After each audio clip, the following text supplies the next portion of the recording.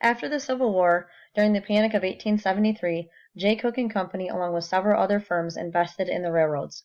President Grant's monetary policy caused a rise in interest rates and negatively affected those that were already in debt.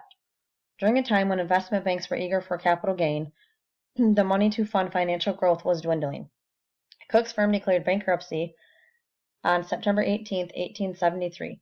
This caused a snowball effect of detrimental economic crisis, including a temporary shutdown of the New York Stock Exchange that lasted 10 days.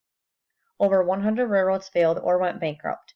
18,000 businesses failed between 1873 and 1875. Unemployment peaked to 8.25% in 1878. Construction, wages, and real estate values all plummeted.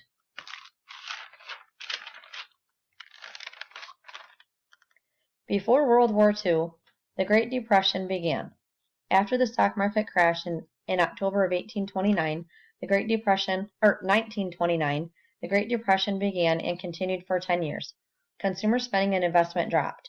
As supply and demand declined rapidly, companies were forced to lay off their employees.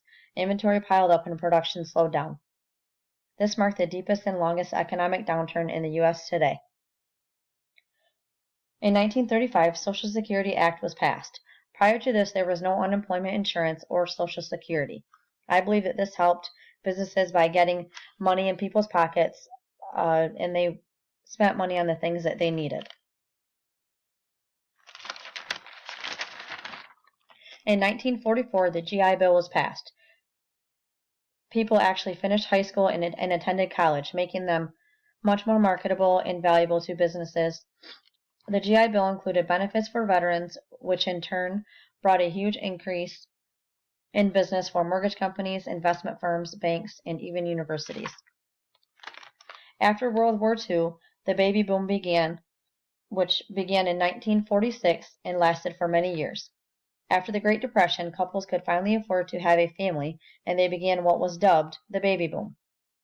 During this time, the economy greatly expanded and unemployment ended. The baby boom alone drove demand up for businesses and companies who sold products for babies and parents.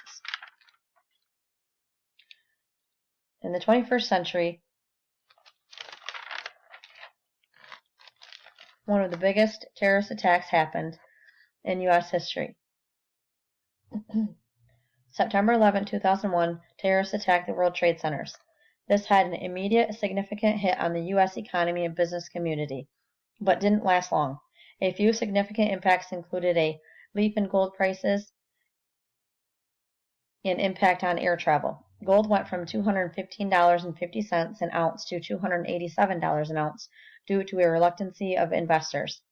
Air travel was already suffering due to the recession, but after 9/11, passenger travel declined rapidly. The attacks prompted a fear for airplane travel, and ticket sales were directly affected, and airlines suffered. Additionally, the agriculture industry suffered significant financial loss due to a brief stop on cross-border importing of commodities. This hit was short-lived, and the industry quickly recovered. Nearly 18,000 small businesses were directly affected of the terrorist attacks of the World Trade Center. Several of the businesses surrounded the area and were physically impacted by the crashes. Fortunately, qualifying businesses were given loans and grants to help recover and rebuild.